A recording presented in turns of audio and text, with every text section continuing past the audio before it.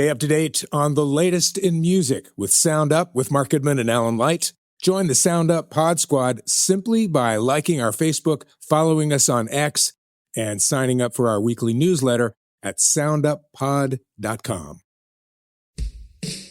This is Sound Up with Mark Goodman and Alan Light, the only music podcast that matters. Yeah. Hey, it's Mark Goodman. And I'm Alan Light. This week on Sound Up, author Rob Sheffield joins us for a Taylor Swift deep dive as we discuss his brand new book, Heartbreak is the National Anthem, how Taylor Swift reinvented pop music. I'm extra excited because later this week I am headed off to Toronto to get one more Eras Tour show in before it's done. So perfect timing to talk to Rob about his new book. Plus, we've got the latest on the Grammy nominations. Chappell Roan parts ways with management on the heels of those Grammy nominations. And Zach Bryan in a little bit of trouble this week. This plus our new music picks of the week and listener reviews of David Gilmour and The Cure live.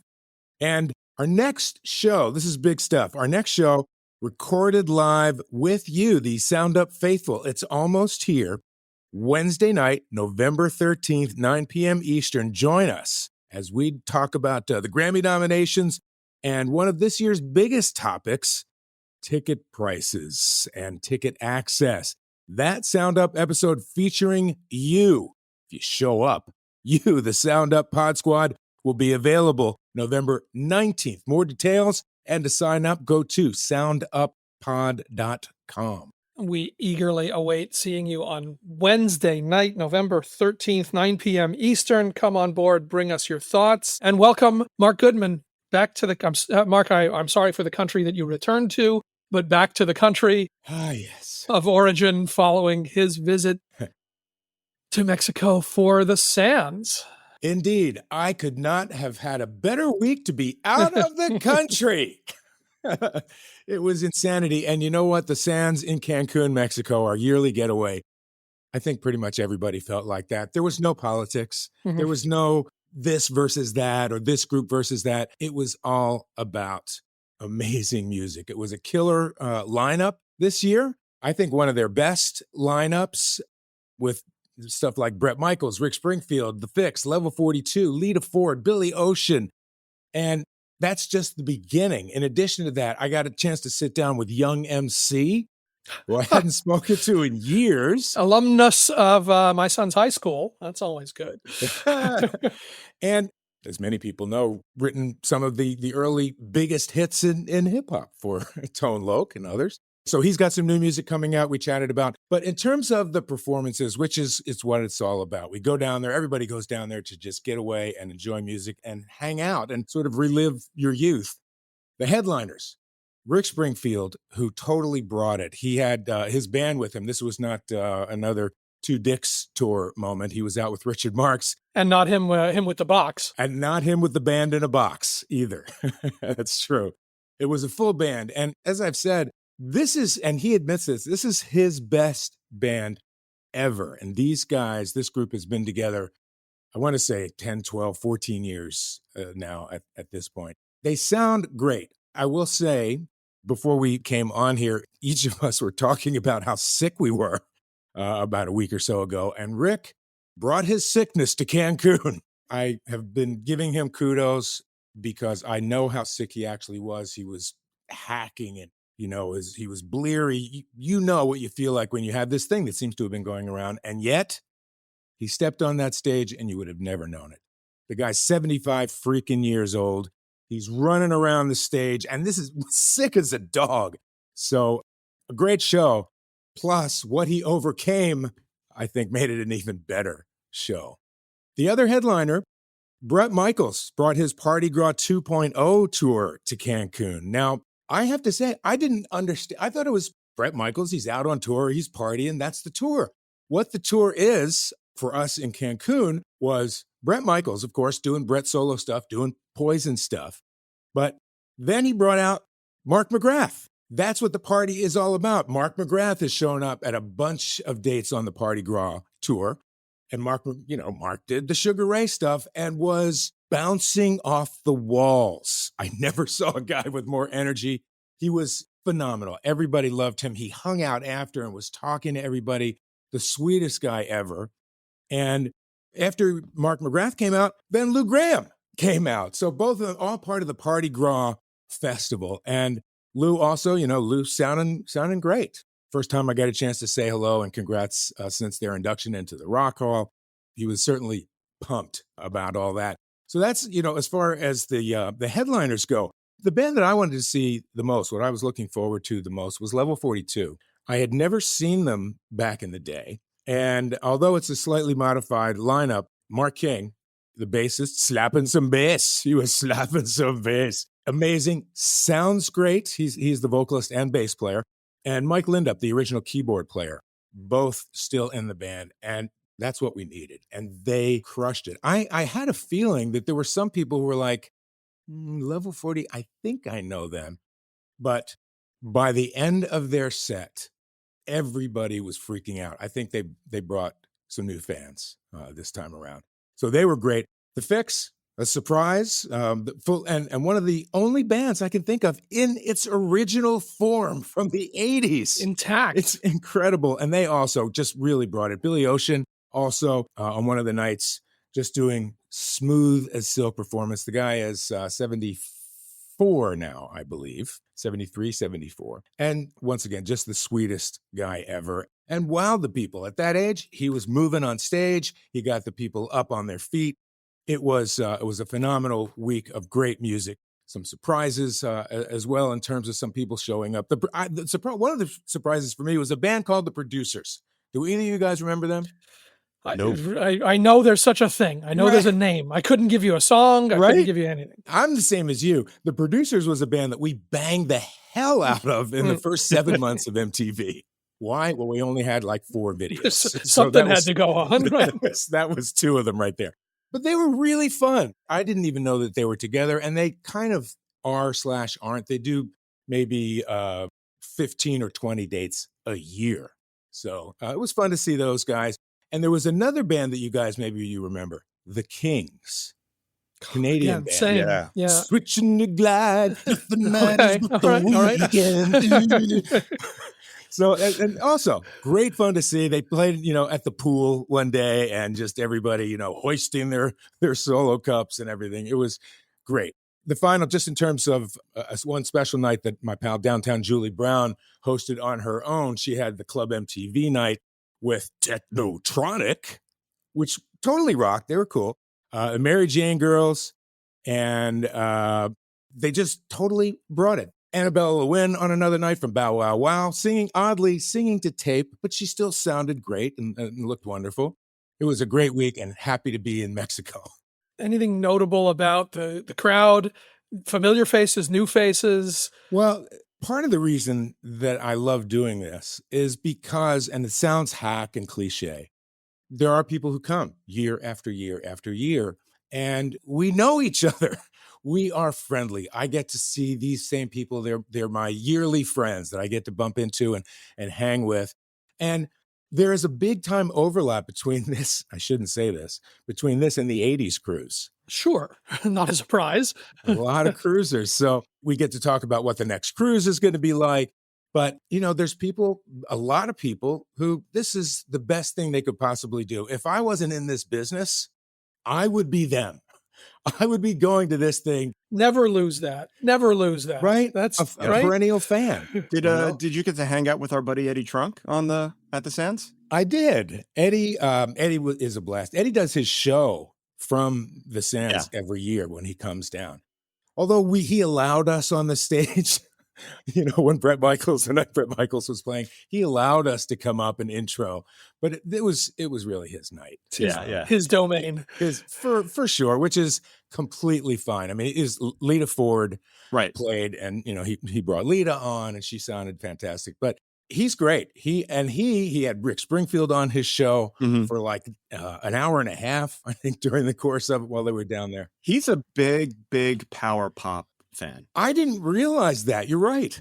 Raspberries, Rick Springfield, Bryan Adams. That's his lane right there. Because he's the guy that we have around Rock Hall. We've had him on the show, and he just doesn't understand, and he admits it, nothing outside of metal. That's his lane. He Yeah. knows it. He doesn't claim to know anything about anything else. And I found that out this past week, that he's a power pop guy. Yep, Yeah. he really is. Yeah. So all in all, I got to thank everybody for showing up. People were great. We had a great time. We're looking forward to next year, the Sands 2025. I will be talking about that. They're making some inroads right now. They have a lot of hip hop bands booked as they're trying to sort of move from not strictly 80s pop into 80s and 90s. That's why we have Mark McGrath this year. So we'll see. There's more to come. More to come. Great fun. Great fun. Excellent. Well, welcome back. And before we get to our conversation with our friend Rob Sheffield about his new book, Heartbreak is the National Anthem, dedicated to a close, deep dive, close look at the work of Taylor Swift, we do want to get a few quick news stories in here. Now, the first one, which is the biggest one of the week, we're going to get into more when we record our next episode with you guys on Wednesday night. But we should note that this past Friday, the 2025 Grammy nominations were announced. So let's just hit some of the big headlines, and then we'll leave really the conversation for you guys. Beyonce, 11 nominations. Oof. There's different ways you slice this. I think it's the most nominations ever for one album. Mm-hmm. People have gotten more nominations, but it was for multiple projects in the same year or whatever it is. And this brings her up to 99 career Grammy nominations, which is astounding. Behind that, Charli XCX, Billie Eilish, Kendrick Lamar, Post Malone all had 7 nominations. Sabrina Carpenter, Chappell Roan, and Taylor Swift, 6 nominations apiece. Believe that Sabrina Carpenter and Chappell Roan both nominated in all 4 of the big 4 categories: album, record, song, and best new artist. Don't expect that they're going to, either of them will run the table, but could possibly happen. And then there's other weird things like the Beatles Now and Then getting a nomination for Record of the Year, Andre 3000's Flute album getting a nomination for Album of the Year, Sabrina Carpenter and Khruangbin both getting new artist nominations, I believe both for their 7th album. Yeah. I think 6th or 7th album apiece. So, Grammy's going to Grammy. There's always going to be some mysterious things happening.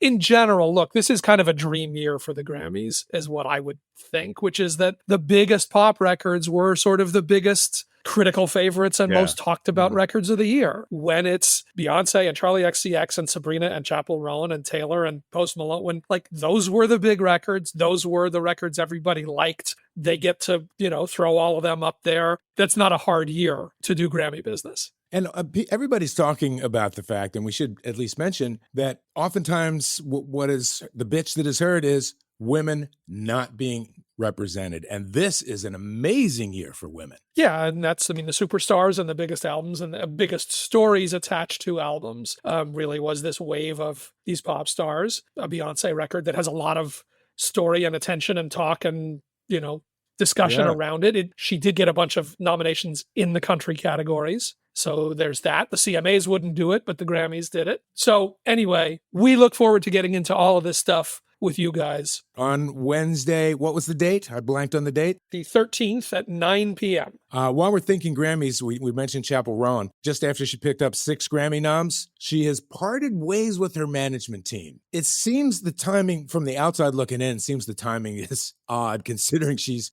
skyrocketed to fame, and you got to give some credit to the management on that, don't you? But Billboard says that Roan split with her management group, State of the Art, her manager, Nikki Babetsky, a move that seemingly confirmed when State of the Art posted a congratulatory Instagram post to all of their Grammy nominees that excluded Chappell Roan. Ouch. Hits Daily Double is talking that back in October, there were rumors that Roan and State of the Art were on the outs. The rumors came just weeks after Roan faced a pair of controversies related to her remarks about the presidential election and her last-minute cancellation of the All Things Go festival. Things have gotten overwhelming over the past few weeks, and I'm really feeling it, she said at the time. I feel pressures to prioritize a lot of things right now, and I need a few days to prioritize my health.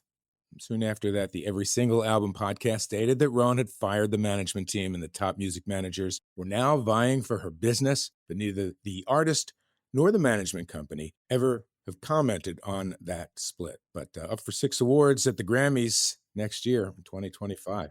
It's been a complicated year for Chappell Roan, who skyrocketed to massive fame and celebrity, and clearly that caught up with her emotionally, I think physically, sort of where she sits in the world. And presumably, that rather than the success of the music is where any conflict with management would come, that it would sort of be around that extra musical stuff, because everything seems to be firing on all cylinders on the music side. Yeah. Great performance on Saturday Night Live. We didn't have a chance to talk Tremendous. about that. She really great. premiered a new song that was great. Everybody loved.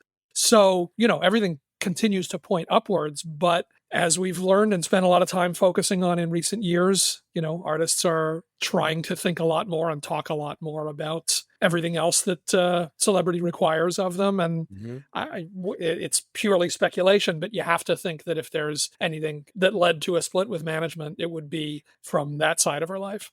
I guess so. It's pretty, I think, empowering for fans that so many artists are doing that, are being upfront about their struggles. I can't imagine for me as a kid, if I would have been seeing that in an artist, I think would have been a huge, huge relief.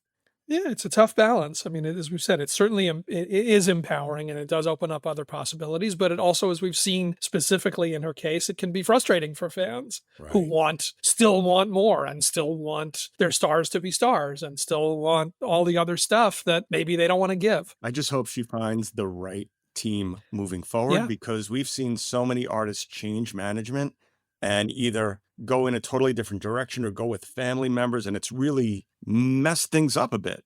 Yeah, we're talk around it.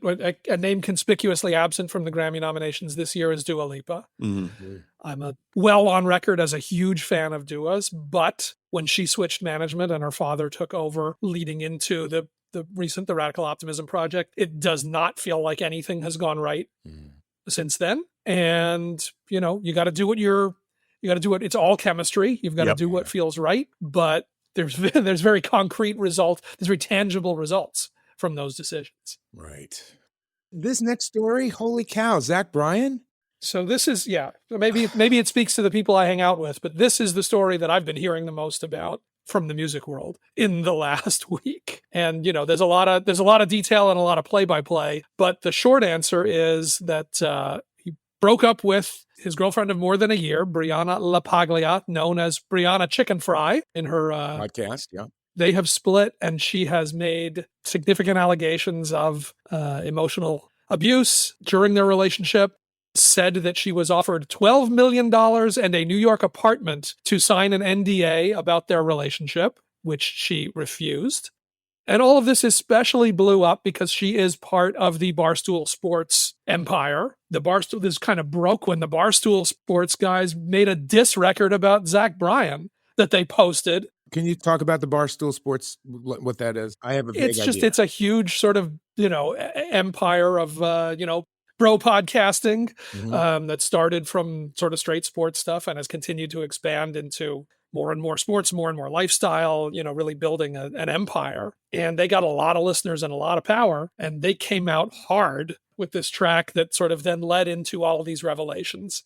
She appeared on the BFFs podcast with Dave Portnoy and Josh Richards and said, the last year of my life has been like the hardest year of my life dealing with the abuse from this dude. I'm still scared right now because I'm scared of him. My brain's rewired and I'm scared to make him mad. She said that he has made his previous girlfriend sign NDAs. They have taken the money.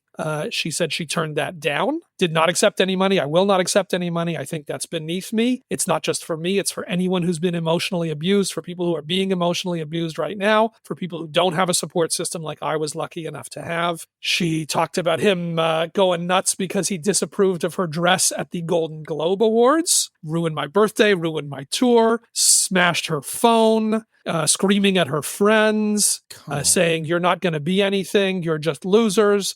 He just completely out of nowhere, when Zach gets in that zone, there's no containing it. So this was a relationship that was made public July 2023, dated for over a year before splitting up. She says, I didn't even recognize myself anymore. I lost 15 pounds. I didn't have to lose in the relationship. I don't sleep. I was completely isolated from my family, from my friends, from work. He just took me out of my life. It was awful, and I stayed because I was stuck, and I loved the dude. I kind of blame myself. Like, why did I stay? There's no answer. It's crazy. Zach Bryan, in the meantime, released 2 new songs last week. Not really addressing this, but, certainly trying to get ahead of an argument here. And also made an announcement that he's going to take some time off and go get his master's degree in Paris and step back from music for a while. This is as much as we have heard. Is that significant timing? One wonders. One wonders. I'm going to go get my master's degree in staying out of the U.S. Going to Paris is interesting because, Sturgill Simpson basically moved to Paris when he stepped out of things, and his new album is sort of returning, but it's very much about his time. And so I don't know if that has anything to do with anything. I'm making that up, but Sturgill, obviously a big, voice in that world. But let's just say the female Zach Bryan fans I know, and I know some of them well, and I know some of them who are really into it, are pissed. The word that's coming into my mind, because we have talked about this guy and how important he is and what a writer, and I feel betrayed. You know what I mean? That this guy is going to be this kind of asshole. I believe the victim. She turned down money. I believe her. Yeah, he has not spoken out to deny anything. He's just not spoken to it. Yeah. She's giving very specific and very extensive examples of what she's talking about. It doesn't sound like they're physically abusive or criminal, but it just sounds like, from her account, being an asshole. There's a great tradition of great artists who have done that before. He's hardly the first. Yeah. But look, he's very much staked his thing on being totally independent, not signing with a label, doing everything outside the box and on his rules. And, maybe that's as much about this kind of controlling thing as it is about, whatever sort of oppositional issues are in there.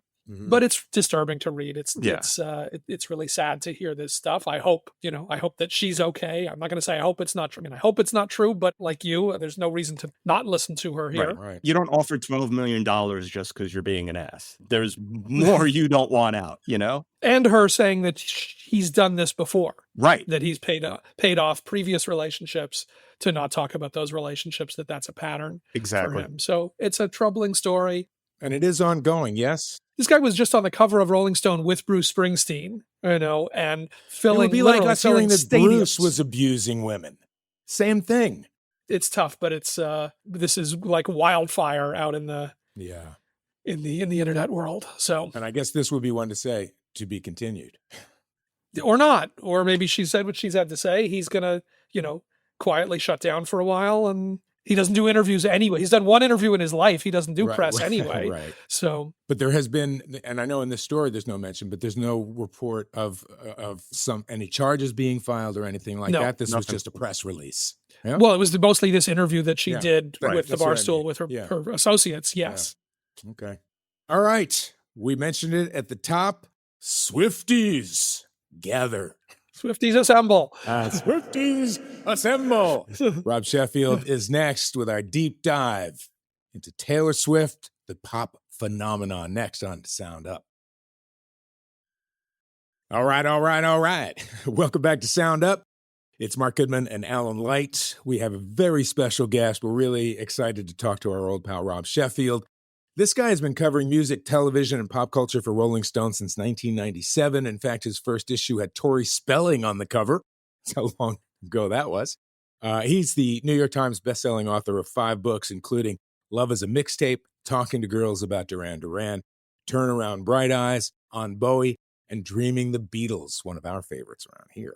His latest release, a deep dive into the pop phenomenon that is Taylor Swift. In Heartbreak is the National Anthem, Sheffield chronicles how Taylor Swift has made fans, foes, and even journalists part of her story. Rob Sheffield, welcome to Sound Up. Mark, so good to see you. Alan, so good to see you. I got my whole music education, Mark, watching you, so. Oh, well, that's good. So then in that case, I'm getting paid back, right? Big time. Absolutely. You are a massive fan. You've written incredible books on Dreaming the Beatles. I could go on. What is different about Taylor Swift for you? You're not a 14-year-old girl. Very true. So in some ways, spoiler. Yeah. But maybe, maybe. Where do you connect with Taylor Swift? And what is it like? Why write this book? I wanted to write something about her that wasn't about celebrity, wasn't about image, wasn't about fashion, definitely not about her boyfriends. I don't care about her boyfriends. It's really weird that for the first 10 years she was famous, people were always writing about her boyfriends. Which song is this about? Which song is that about? I have no idea. I don't give a rat's ass. I haven't seen any of their movies. I can't tell the Jonas Brothers apart. It's a thing where that was the level of discourse about Taylor Swift, where it seemed to me that she was starting off on the career that she has indeed followed through on, where she's in the pantheon of those all-time greats. To me, my last couple books were about Bowie and the Beatles. Mm-hmm. To me, she's on the same level, someone building that kind of historic career. You've written so much about Taylor. I have. Over the years. You and I have spent so much time talking about Taylor over the years, including your ever-evolving, ever-updating ranking of every Taylor Swift song. Every single one. That has to be revisited with alarming frequency because of her productivity. Once you decided to take this project on, how did you determine, okay, this is the Taylor stuff I want to write about here? I know that she's rattling around in your brain so frequently. How did you sort of wrestle it into what you wanted to do with this between these covers? Well, I wanted to talk about what she does musically, especially with her as somebody who has her entire life been super obsessed with music. That's something I love about her compared to the average pop star or the average famous lifer musician. She is a geek. And that is something I love about her. She always has been. There's this great clip of her. I mentioned it in the book. She's 16. It's one of her first interviews on the radio. And the guy is saying, okay, so I noticed your lyric booklet, you've got some capital letters on the lyric sheet. Some of the letters are capitalized. And of course, we know that those are the secret messages for each song. In the lyrics, she capitalizes random letters. They seem random, but if you just take the capitalized letters, she's spelling out secret messages. So the secret message of Teardrops on My Guitar is date nice boys, stuff like that. And she's planting in the lyric sheets these little secret, and she explains to the interviewer, well, the Beatles used to do this stuff on their 60s records, like the White Album and Abbey Road, where if you played it backwards, you got a secret message, like Paul is dead or something like that. And it blows my mind. She's a 16-year-old country singer. Nobody's asking her to do stuff like this. And she is already aiming for that level of geek detail. And she said to this interviewer, also, I just love the idea of her as this teenage country singer explaining to this guy what the Beatles did. And she's saying, you can't spin CDs backwards. So this is what I do to plant those secret things in for the fans who want to pay attention. And she's kept doing that in her entire career. But even at the very beginning, she was a geek. It's part of why I relate. Well, one of those, I don't know what you call that, one of those quirks, one of those little, fascinations is, and you devote a chapter to it, Track 5. Track 5, yes. I have to say, until I read the book, I didn't really click Track 5. But once you started laying it out, I was like, oh, damn. Track 5 is such a tradition on Taylor albums. The track 5 is the one where the real emotional bloodbathery occurs. And it became this tradition that track 5 was always the one you had to be really scared of. And my favorite track 5, I think everybody's favorite track 5, is on the album Red, the song All Too Well, which is one of the central songs in the book because it's the central song in Taylor's story, as far as I'm concerned, that it's not just the ultimate track. And of course, it had to be chapter 5 in the book. That I noticed. I told my publisher, the book needs a track 5, and it has to be All Too Well. But this is a song that, she wrote when she was 22 about being 20. Ooh, you know how when you're 22, you think you're so much older and wiser than you were when you were 20. Just like when you were 20, you thought you were so much older and wiser than you were when you were 19. God help me, we're all there. And she's 22 writing this song, looking back, and a song that she thought was finished. And she just she didn't like playing the song live because it brought back too many painful memories. And yet people kept wanting her to go back to this story because Taylor mentions in an interview that it originally began with a 10-minute draft that she edited down to the song that we know. And of course, she must have wished so many times that she kept her mouth shut about that. But so this is a song that she goes back later in her 30s and rewrites, expands with those lost verses. But it feels like an adult looking back on being young, a young adult looking back on being a very young teen. It's really the story of her life. Well, yeah, what's evident in the book, what's evident in the pages, but what's evident, I think, to anybody who pays attention is she does not one thing by accident. That is true. Every single thing is intentional. Every single thing is there to be puzzled over, figured out. It'll explode somewhere years down the line, but it was there all along. Is this a thing you're writing for other fans who are going to understand that, who are going to get, okay, the track 5 chapter has to be chapter 5, and there's got to be a bridge that happens in this book where you do the 13 songs that one way or another influenced or got us to Taylor? Do people who don't fully get the Taylor thing think that's just nuts? What was in your head trying to figure out who you were putting this out there for? Well, I definitely didn't want this to be just for people who already love Taylor. I want this for people who are maybe curious, like, what is all this hysteria about? She's got a couple good songs. She's a marketing genius. That's always their dismissive, backhanded compliment. She's a marketing genius. To my perspective, a lot of people are marketing geniuses, and only one of them wrote All Too Well. You know what I mean? Like, lots of people are really good at playing the music biz and cross-promotion and synergy and everything. Only one of those people wrote New Romantics. So to me, I wanted to do justice to her weirdness for people who maybe were wondering what all the fuss was about. And I had those readers in mind when I was writing this. The person who thinks, wow, my daughters are really into this music. Is this just because it's the latest thing? Even after 18 years, people still wonder that with her. But I just want to bring the music to people who wouldn't necessarily get it already. Well done. I got to mention, we were talking about All Too Well, and I just want to pop back to that for a second. It is, I guess that's her, Stairway to Heaven. But I mean, the point of this book is what an amazing talent. What an amazing songwriter. And for me, a couple of the best lines I have ever heard in my life. And you call me up again just to break me like a promise. So casually cruel in the name of being honest. Oh, holy crap. Right? I know. That's a breakup song. Yes. Unbelievable. I love those. It gets me. I mean, right now I'm kind of tearing up thinking about it. She's known for doing things like this. She writes these deeply personal autobiographical songs. Can you talk about how her relationships feed her writing and how this translates to the fans? It's like this obsession with them, the relationship between the songs and the music, but specifically the relationships, the boyfriends. Again, that's something that, because she was a teenage girl when she started, and because she had so many boyfriends, and there was this fascination with the boyfriends that her fans had, and that was an aspect of the fandom that I could never personally relate to. I mean, honestly, I never gave a damn about teenagers' love lives, even when I was a teenager. You know what I mean? So it was always funny to me when I would read an interview. I remember when a magazine put her on the cover, and Taylor says early on, she's like, I hope this isn't just about my boyfriends because I want to talk about my music. And of course, the entire article is just about her boyfriends, who goes with what song. And I'm like, okay, I get that for some of her audience, that's part of the appeal. I cannot tell her boyfriends apart. They're all these, how many of these Hollywood pretty boys am I supposed to keep in my mind? Luckily, there's so many other things for you to focus on. Exactly. We've all got lives. I really wanted to stress that you do not have to know or care anything about her personal life at all to be into her music. I want to ask, I talked a couple of episodes ago on the show. You were gracious enough to help me out once again and come judge a Taylor Swift karaoke night down benefiting the Housing Works organization.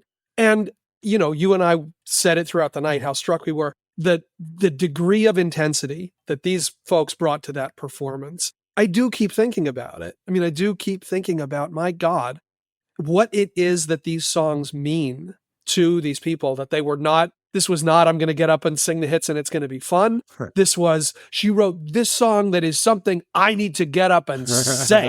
That was what that felt like all night long. It was amazing. Yes. I mean, there's never fully an answer to this, but what is that? What is the thing? I'm not asking for the grand unified Taylor theory, although maybe I am, of what is it that creates such a powerful relationship that's beyond, these are pop songs, that's beyond, I like to dance to them or I like to sit in my room and listen to them. Yeah. It's almost all consuming in a way. What happened?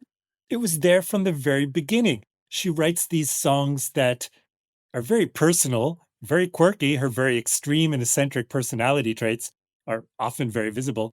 But she writes these personal songs that nonetheless feel universal, and such a wide range of people hear themselves in them.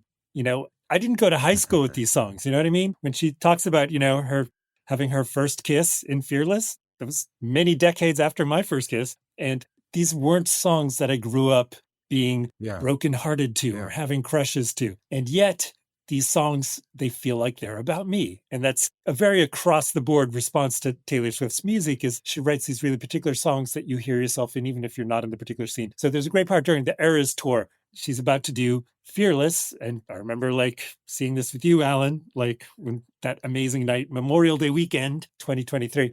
And she's coming to do the Fearless song. So she's, New Jersey, are you ready to go back to high school with me? And I screamed loud enough to pop an eardrum. And I did not go to high school with those songs. By the time Taylor was born, I was in grad school. I was already in the Tortured Poets department. I was already, in a PhD program. I did not go to high school with those songs, but I screamed. And so did, the girls next to me who are 8 years old. When Taylor sings a song about high school, we are all in that high school highway, even if it's not like anything we experienced in real life.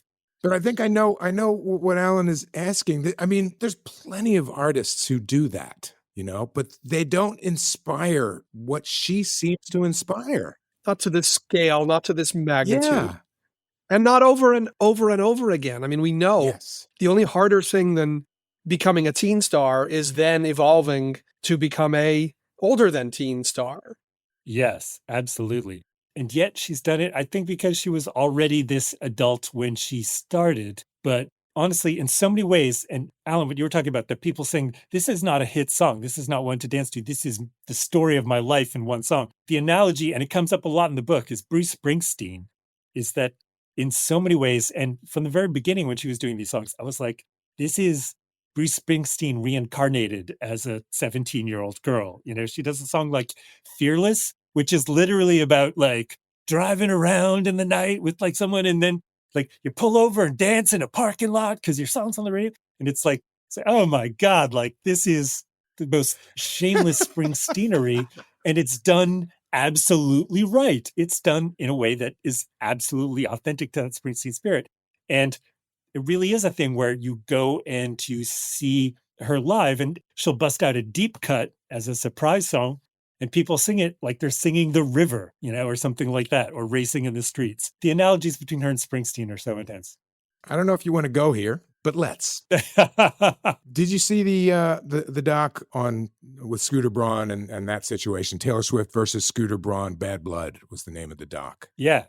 It's 2 episodes, and it presents, for those who haven't seen it, each side of the story. What did you think of that? And did your opinion about the story change? And what is it? I mean, to me, the interesting thing about this story is the fact that she announces in public that she doesn't like who owns her music right now. So she's going to re-record her entire albums. Now, I don't think there's a single person anywhere near the music world who seriously believed she was going to follow through on that threat. For sure. And nobody now wants to admit that they doubted. It's kind of like, nobody wants to admit that they booed Bob Dylan when he went electric. Or that it would be as successful as each of them are. Yes, who would have imagined?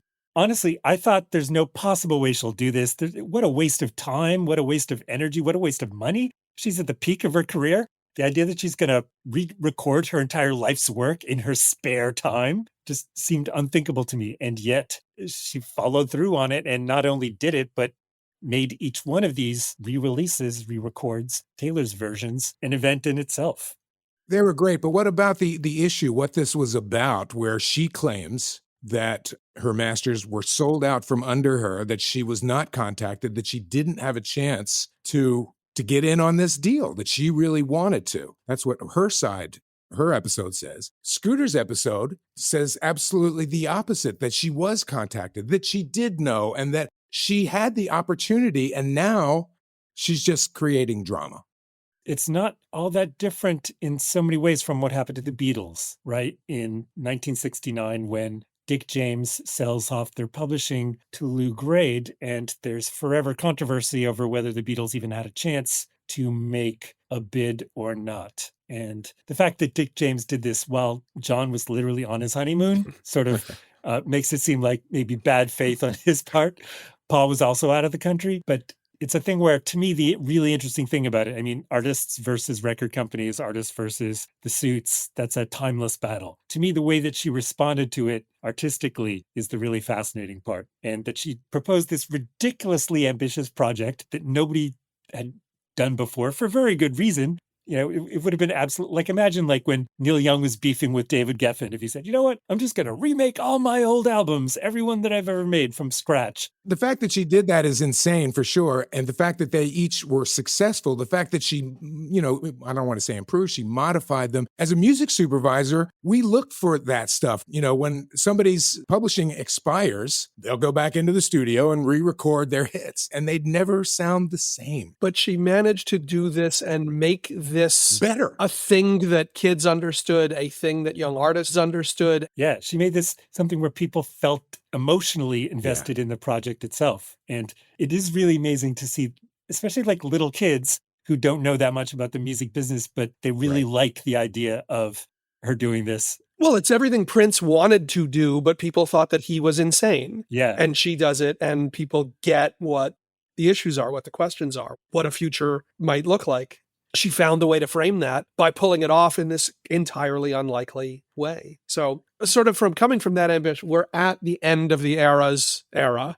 Now looking at the final stop, the week that your book comes out, I'm headed to Toronto to see one of the Toronto dates. That is the second to last stop. Then Vancouver will close it out. Oh my gosh. Anybody else in the world, you would say she's going to go away for a long time. I don't think Taylor is capable of that. What do you think happens when they pack up the last night of the tour? It's so funny. I've looked into the eyes of people who say, she's tired. She's been working so hard. Now she's going to want some me time. I'm like, are you new here? How long have you been following the Taylor Swift Where story? you been? She has no interest in me time. Her idea of me time is getting back to work. That's what she lives for. That's what she obsesses over. Honestly, and the fact that she made the Tortured Poets Department this 2-hour album in her spare time while on the Eras tour is just mind-blowing and wrong. Quite frankly, like, that's just not how it's supposed to operate. No guess of what she dives into when she's off the road? You know, it could be her ska album. It could be her polka album. It could be Taylor Swift sings standards. Maybe she'll write standards. She'll say, you know, I think Cole Porter didn't do it quite well enough, so I'm going to write my Cole Porter song. I'm going to write my Gershwin song.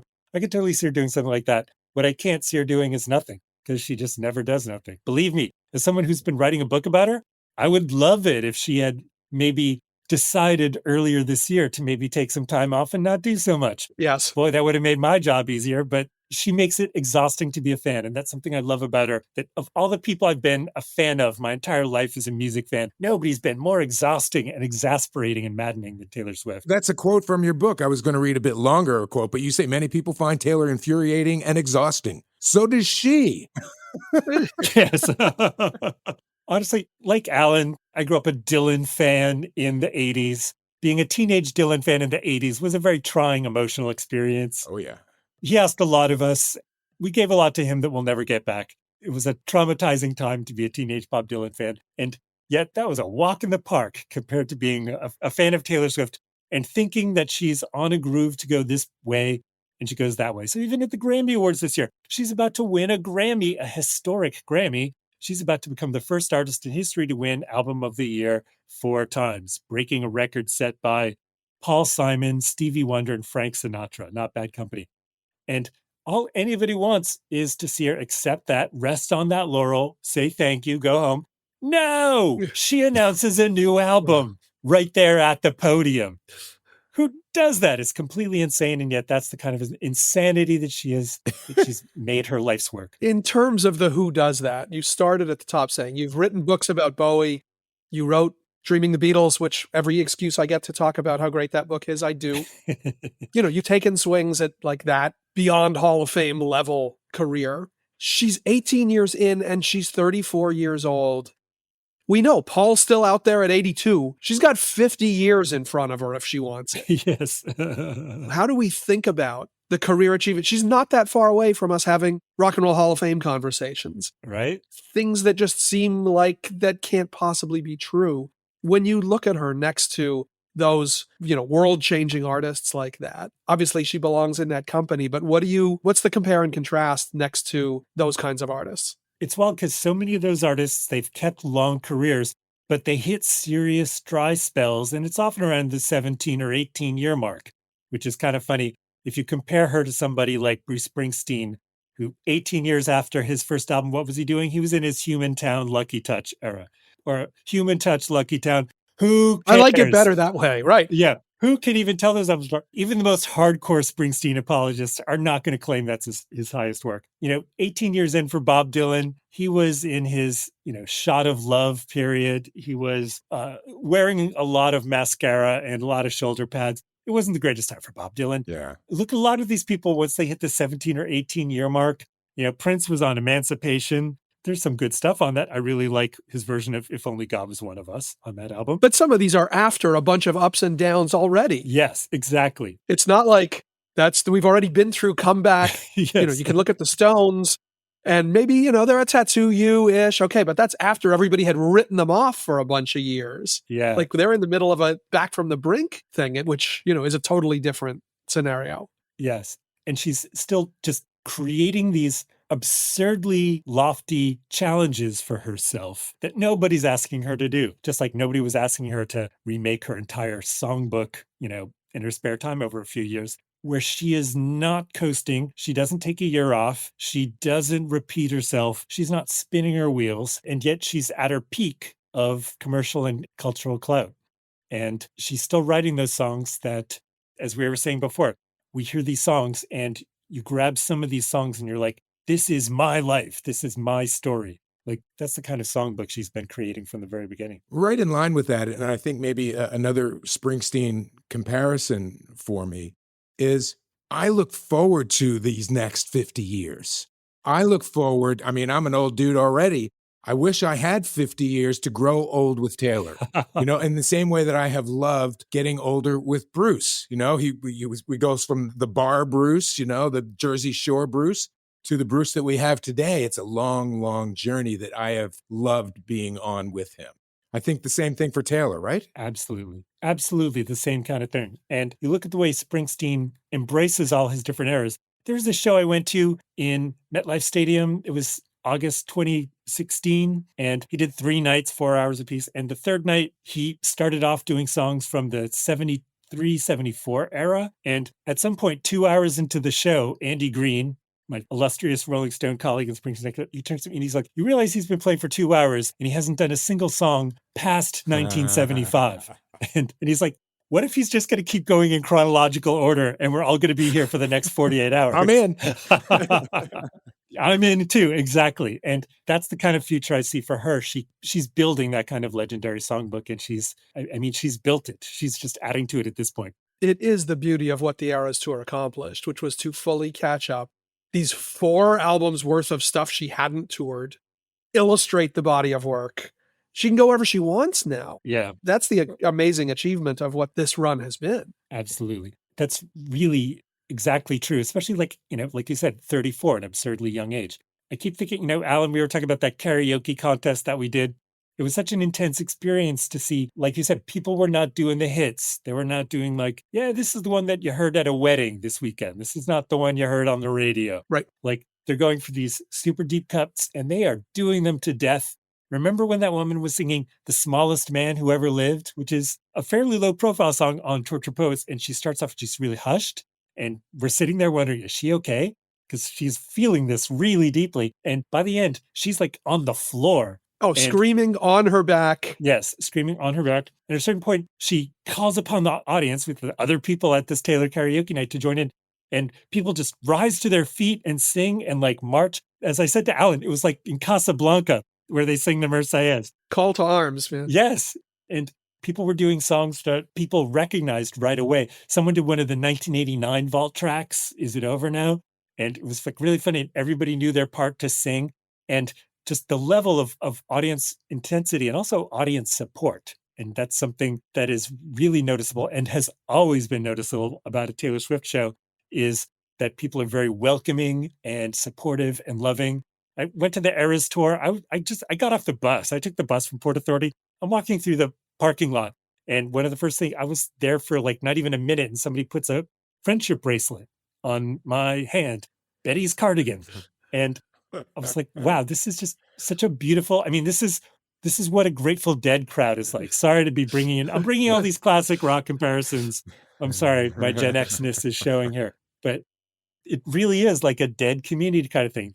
So much Grateful Deadness in Taylor to the point where people are like, yeah, what night was that? What night did you see that show? She busted out this Which one. secret song on which night, which, you describe in the book, watching the security guard, trading friendship bracelets with the girls next to you, like that vibe. Yeah, that vibe. Roger. So I had a question, and it's probably more for both you, Alan, and you, Rob, because you are so clearly in the tank, deep in this. Like you were saying, she's going to be 35 in December. She does Tortured Poets, kind of clears the deck there of everything that was kind of laying around, does this Eras tour. And we've talked a lot about what you think she may do next. But as a fan, what do you want her to do next? What do you want the next Taylor album, tour, product to be? Me, selfishly, I'm always waiting for her to make her all-out rock album. I was going to say metal, but yeah. Well, metal is not far away. There's this great clip on the internet going around that you can find where she does this version of We Are Never Ever Getting Back Together with a rock band, and she does a full-on punk rock version of it. It is absolutely balls to the wall. It is so hardcore, so headbanging, and she is so into this performance of this song. She loves doing it this way, and she's never done an album like that. And I watched that clip over and over again of her just rocking the hell out of We Are Never Ever Getting Back Together. And I was like, yeah, I got to find that. It's so good. Summer Speak Now gets right up against it. Yes. It's in there. Yes. Well, like The Story of Us, which is practically a Ramones song, even to the point where like she says, like second chapter, or like third chapter. It's like Joey Ramone saying second verse, same as the first. But for Taylor, understand that I've many, many, many times tried to predict what Taylor would do next, and I've been wrong 100% of the damn time. I've never once guessed right. So, but this is my this is number one on my wish list, is Taylor just does her flat out punk rock, banging her head against the wall, screaming album. As we let you go, Rob, this is an amazing book. As you say, whether you're a Taylor fan or not, it is a great, great read. My question, because I have this feeling, and maybe I'm wrong, as revealing as she is, as into her fans as she is, as connective as she is, and I feel like we don't really know this woman. There's a part of her that she does not reveal. Yes. And it's fascinating to me that for someone who is so let it all hang out in terms of her emotional life and her songs, she's always written these songs that go deep into parts of her personality that I wince and I cringe when I hear them, because some of those traits I share and I hide them completely. And so it's always funny how she will take, some of the least likable elements of her personality and she'll say, here's an entire song about it. I just completely love that. And yet there's so much about her that she keeps hidden. And so much of that is that drive of hers. I was going to say, you look at the evidence only. Yes. That Captain Ahab-like drive. Yes. There's this insane part in the Eras tour. This comes maybe, I think, 3 hours into the tour. This is after the surprise songs. And there's that little pool that opens out on the stage. Alan and I have talked about this. It's completely insane that she does this. And then she dives into the pool. It's something that seems to me, watching it, as I've watched it in the show and in the movie, this to me seems like an incredibly dangerous stunt for her to do.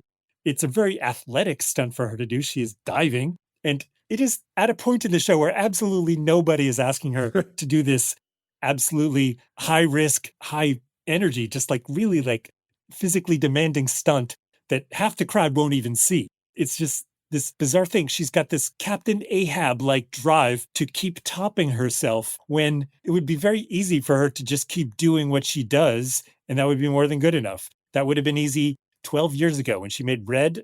I was like, wow, she's perfected the country rock, pop, mellow, Laurel Canyon, like Nashville sort of aesthetic. She could make this album the rest of her life. I hope she does. I assume she does. It didn't occur to me that she wouldn't, because, it would be insane not to. And yet her next album had no banjos, no steel guitars. It was called 1989. It was inspired by 80s new wave synth pop, the kind that I grew up listening to. I was like, okay, Taylor decided to make a Pet Shop Boys album? This makes no sense at all.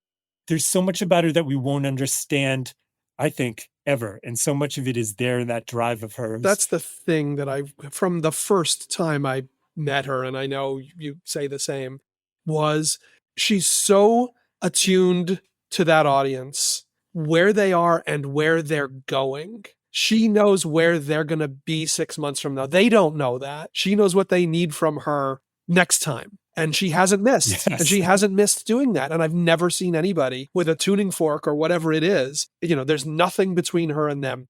There's no other machine. There's nobody pushing any other buttons. That is what's inside of her. And that's the thing that's not definable, not containable, not explainable. Yes, it's beyond. And we don't know what that is, especially since, there have been lots of points in her career where she's been doing something where she's struck gold, and she should keep mining that a little longer. And as you said, she is so attuned. She's not going to let anybody get bored with her, because she's going to get bored and move on first. So while people are wanting more of what she did last year, she's like, no, I'm jumping ahead a couple of years. Rob Sheffield, Heartbreak is the national anthem. How Taylor Swift reinvented pop music. Thank you for joining us. Always a pleasure. Thank you so much. Always enjoy talking with you guys. And mention the book tour is heading out. Yes, indeed. Oh my gosh. Yes. Yes. My tour is heading out, and I'm going on tour. This is like my Eras tour, except I can't sing, although I'm afraid I might try a time or two. Starts off in Brooklyn in November 12, keeps going to Cincinnati, to St. Louis, Rebecca Harkness's hometown, to Boston, to the West Coast, to Portland and Seattle. Where can people find out about this? At my Instagram, which is Robbie Chef, or my Twitter, which is Rob Chef. There you go. There'll be fun things happening with Taylor in this book. And because it's Eras Tour, I feel like I should do a surprise song every night. At least costume changes, something. Yes, exactly. I need some costume changes. And could you come out from the floor at each one, just like pop up into the bookstore? I think I will, yes. And also I plan to have like a little chariot to sort of like carry me above the heads of the crowd. Nice. And, people will be there with friendship bracelets. It's going to be fun. Also, lots of people won't be able to get into the book readings, so they'll just gather in the parking lots and sing the songs. Sing songs. All right. Rob, thank you. Thank you, man. Thank you so much. Always a pleasure. All right, welcome back. More Sound Up coming here. Each week we ask you, the Sound Up Pod Squad, to send us your questions, concert reviews, album reviews, and more. To get involved, join our Facebook page at sounduppod.com. Stay connected to everything Sound Up related, including future live shows, including the one that we are recording this Wednesday evening. As always, send in your comments, reviews as text or audio messages to connect@sounduppod.com, connect@sounduppod.com, and become part of our podcast. So we've got pod squatter Jim, who saw David Gilmour live and has this report. Hey, Alan, Mark, Roger, and the Pod Squad fam. This is Jim from Maryland, and I was able to get out of the mountains and head to the big city this week and see the first David Gilmour show at the Garden this past Monday. And man, it was a great performance. Back in April, on one of the Guitar Month shows on the podcast, I came on and I said that Gilmour is probably one of the best rock guitarists ever, and he and his band did not disappoint. The show was great from top to bottom, with bassist Guy Pratt coming out on stage first to encourage folks, first of all, not to use flash photography, but also letting everybody know that this was a special series of performances, because it's kind of a once-in-a-lifetime deal, almost hinting at the fact that Gilmour may not tour again. The man is 78, after all, and he makes new stuff only every 6 years or so, who knows. But the music itself was just as amazing as you'd think, with all of his emotive guitar playing, totally mesmerizing the audience, and a great band that included legendary keyboardist Greg Fillinjanes and Gilmour's own daughter, Romany, who sang a couple of songs from the new Luck and Strange album. The set list itself was almost entirely Luck and Strange, with some classic Floyd thrown in, like the amazing live rendition of Fat Old Sun that they do on stage. Interestingly enough, he also pulled several songs from the Division Bell Floyd album and almost nothing from other Floyd albums or On an Island. Looking back, I think the set list was complementary to the theme of the Luck and Strange album. My wife, who's not a Pink Floyd fan, really enjoyed the show, and she came away impressed with Gilmour's musicianship. In her own words, it was a masterclass of a guitar performance. The light show and video were also amazing, and the crowd was totally into it, so I hope you all get a chance to see the show in the next week. All right. Everybody I know who went to those shows was raving about them, have to say. Yeah. Even with kind of an odd, I mean, he played Wish You Were Here. It's not like he did nothing Sure. that we know, but with such a focus on the new album and the solo work, it felt like everybody still walked away really happy with these performances. Yeah. We talked about the new Cure album, and we talked about the broadcast on YouTube of their one concert from London that they're doing this year on the day of the album release. So a lot of us watched that, but Pod Squatter Victor in Minnesota actually was there in person, contest winner. So let's get the firsthand report. Okay, so the Troxy gig. First off, price, really good. $75 when you make the conversion. And for such a show at a very small venue, that's Robert Smith right there, right? Getting a ticket was a bit miraculous, but I was lucky enough to get one, and 2 weeks later, off to London. The performances were fantastic. You can see them in YouTube. I would have preferred some more deeper cuts, but it's unfair because many of the songs they play are not singles. It's just that I've seen them quite a bit. Last year alone, I saw them 12 times, so you get the idea.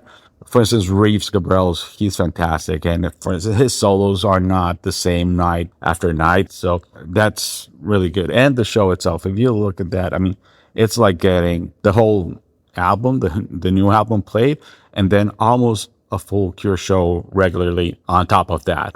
I do want to make a point of what happened the night before, because a group of fans, we were meeting at a bar for a drink close to the venue. And when we were walking by, there were trucks there in the alley. So we stopped and we ended up gathering there. The band was doing sound check, although it was more like rehearsal, with several songs played repeatedly and in full. So that was great because many of those were songs that had never been played live from the new album, that I didn't even know them at the time. The album was not out yet. And so we stayed there for like 3 hours. Some fans stayed a little longer, and they were rewarded with some members coming out and even signing some stuff for them. Not for me this time, but no regrets. So yeah, that's all I can say. Anyone who wants to check out the show should go and look for it on YouTube. It's there. Thank you. They do a record release show. They played the entire new album. They did a 3-hour set. And he's saying, well, I could have played more deep cuts. I don't know. Cure fans. All right. Listen, as much as I watched, it was fantastic. The album, it's so good. I'm staying with it. And we're waiting on, I guess, announcements for shows for next year. Cannot wait to see Rock and Roll Hall of Famers, The Cure, back here live again. All right. That's great reviews. We always thank you guys for going to shows and letting us know how they were and telling us about it. That's what it's all about here. Before we get out of here, new music picks of the week. Alan, you want to start us off? I'm so happy that you picked one in particular, but both. Yeah. So I have a couple of odd enough picks this week. One is new music from Imogen Heap, which I imagine is the one you're excited about. Now, I'm not going to claim to understand fully what is going on with this song. It's called What Have You Done to Me? It is apparently the first of what will be a 3-part song release something. She has gotten deeply involved with AI stuff, which is not a surprise because she's always been a real tech leader. First woman ever to win a Grammy for engineering. I will direct you to an interview with The Guardian where she talks at length about her visions for this AI that she is developing. That's this whole elaborate sort of life assistant that works as much with her speech and her interviews and her existing music and things that she's working on. I don't know what the hell she's talking about.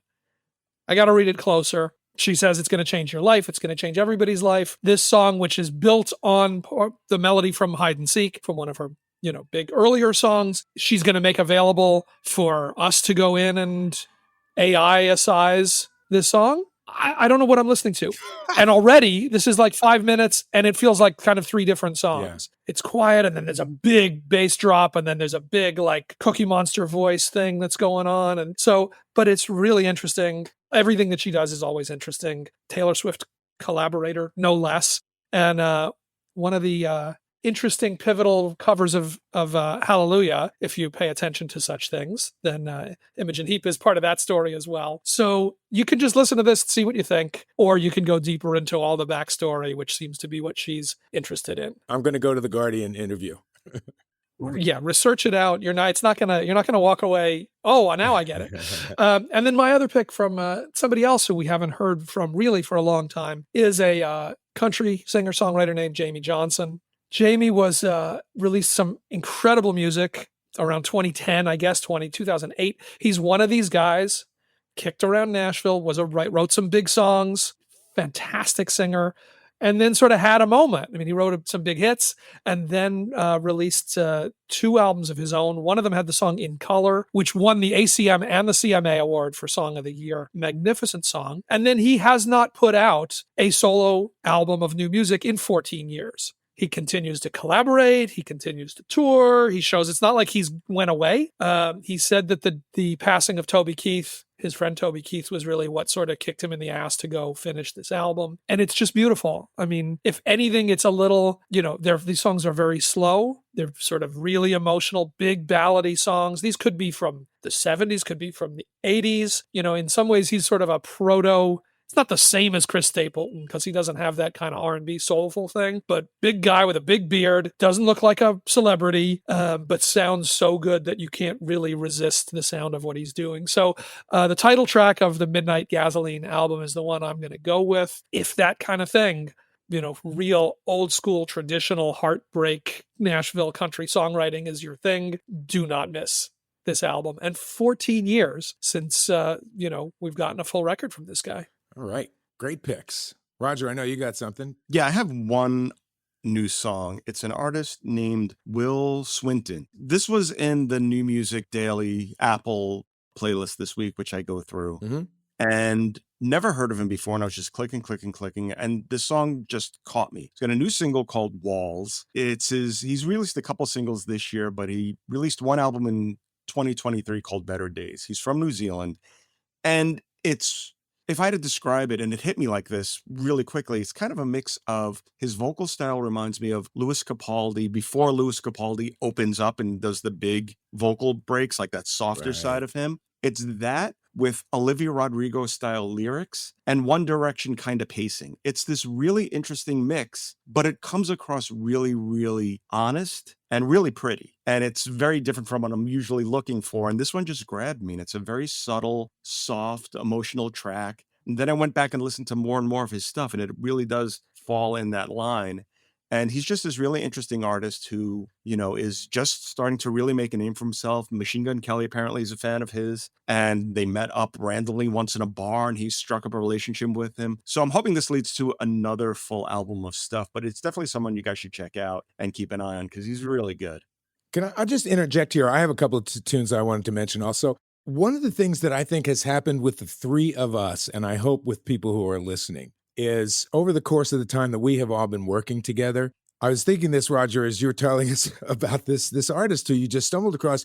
I usually would count on you for the rock, for the metal when it comes to new stuff. You're the rock guy. And yet, I know. And I know that Alan has gotten you into country music and more, into particular country artists. And same thing goes for me. It's just between all of us. I hope what's happening with us is happening with our audience as well. I had to, it feels so cool to talk about so many different kinds of music. Had to mention that. It's great. And I do look for the harder stuff too, but most of the harder stuff that came out this week is not in my wheelhouse. It's more of the screamo kind of harder stuff. And it's not my thing. I mean, people love it and that's great, but I just can't really review it because I don't get it so much. Yeah, got it.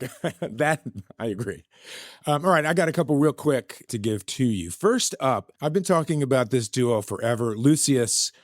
These two women, they're both lead vocalists, Jess Wolfe and Holly Lessig, and they have a new song called Take a Picture, which is a cover of the Filter tune. The Filter which song, yeah. I have always loved so much, and their version it doesn't really, digress or do anything fancy, but they sing so beautifully that it's a beautiful cover. The melody of that song just on its own is so great. And what I found out is that next month, Three Sirens Music Group is going to release a 90s covers compilation to help raise awareness for gun violence prevention. Every Possible Way is what the name of it will be. After the Cranberries' Dreams, it will feature already released tracks. We've got Grams covering Flaming Lips. We've got Deep Sea Diver covering Yola Tango, and on and on and on. Magnetic Fields. It's really an interesting compilation, and that one is a great intro. Take a Picture, just a great tune in and of itself. Next up is from a group called the Remedy Project, which is a group of, it's a music collective, I guess that's the best way to explain it. And this is a long-awaited EP from, or the tune from this collective is from an artist called T. Williams. The song is Emotions. And she's an artist who is kind of genre-less, if I might. She put out an album in 2023 called Raves of Future Past, if you get the reference, Raves of Future Past. Very nice, yes. And it was described as a sharp blend of grime, garage, UK funky, and Afro house. And that's a great description of these releases. It's a lot of descriptions. So it's there'll be a string of singles that have come out already from the Remedy Project, and more to come. But the tune, T. Williams, it's Sensitive New Machine, and features Lily McKenzie, who is also a great new artist who just put out an EP about motherhood. She is currently pregnant, and some amazing songs. And finally, Griff, who I can't get away. Every song that she has been putting out, I adore. Last Night's Mascara. We have heard this before. Right? Yes. So Last Night's Mascara is the latest, the song that began last year, just after she completed her debut album, Vertigo. It came in July. I had the idea of makeup being a metaphor for all of your anxieties and worries, or a person that's completely hurt you, she says. It's describing the time period between a Friday or a Saturday night to a Sunday, and the emotional lull of what can happen in your weekend. Last Night's Mascara from Griff. All worth listening to, and all on our Sound Up soundtrack playlist on Spotify. This is the end of the Sound Up, this edition of Sound Up. But as we say, please make sure to check us out on socials and YouTube. We are up on YouTube now for exclusive content, full videos, and more. It's all at Sound Up Pod. Go give us a 5-star review. Email us at connect@sounduppod.com, and we hope to see you on Wednesday night for our audience episode. All right. Thanks for listening, and thanks for supporting us here on Sound Up with Mark Goodman and Ellen Light. Sound Up is hosted by Mark Goodman and Alan Light, produced by Roger Coletti for Roger That Media, and distributed by Revolver Podcasts. Theme music by Smile from Tokyo. For more, go to sounduppod.com.